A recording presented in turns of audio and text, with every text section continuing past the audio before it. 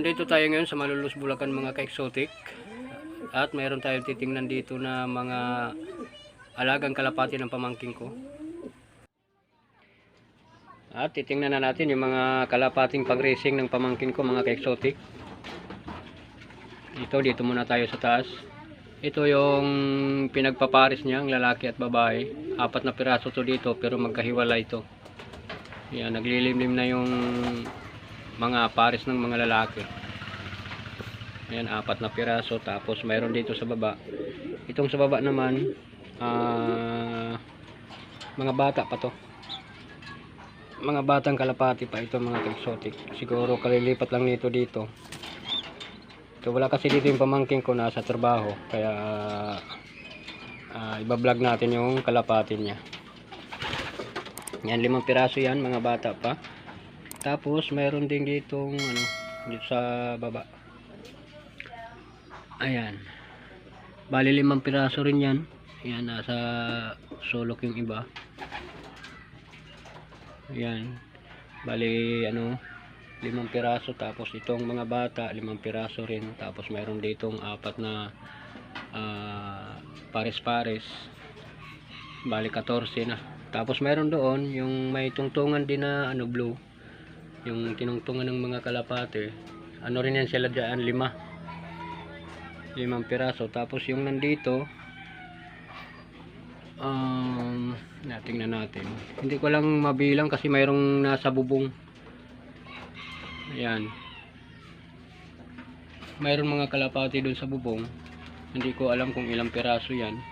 Saka mayroon ditong ito yung nila, ito yung itlogan nila, yung mga pugad nila.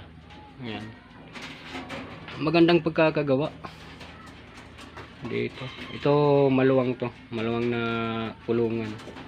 Ito nakaganda ng kulungan na ito dahil kung gusto nila magpapainit yan, lalabas lang sila. Yan, gaya yan, aakyat lang sila doon sa baba, ay sa taas. Yan, tapos kung gusto talaga nila ng magpainit talaga, doon sila sa bubong. Mayroon pa yung, may naka-screen din yan doon sa bubong, mga kalapati. Dito hindi ko lang alam kung ilang piraso to, mga kalapati na to. Yan, ito yung mga pang racing na kalapati ni Bimbo. Sumali na siya sa racing. Yun nga lang, yung may isang beses na sumali siya, tapos parang ang kwento ni Kuya, matagal bago nakabalik.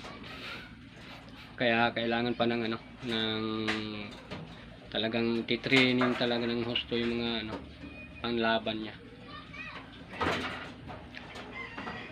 Ayan, siguro nasa mga 30 mahigit nitong kalapati ni Bimbo.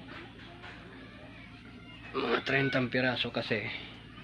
Yung nandito, ito 5 piraso. Tapos itong mga bata 5 piraso din. Tapos yung nandoon 5 piraso din, edi 15 na. Tapos yung nandito, itong 4, bali 19. Tapos yung nandoon sa taas siguro nasa mga higit 10 siguro yung nandito, itong malaking kulungan na ito. Yan, okay, sirado na natin, baka makakawala pa. Yan, nasa mga 30 piraso. Ang nakakaganda dito sa pag-aalaga ni Bimbo ng mga kalapatin yan, dahil nasa tapat siya ng nasa tapat ng bukirin. Yan.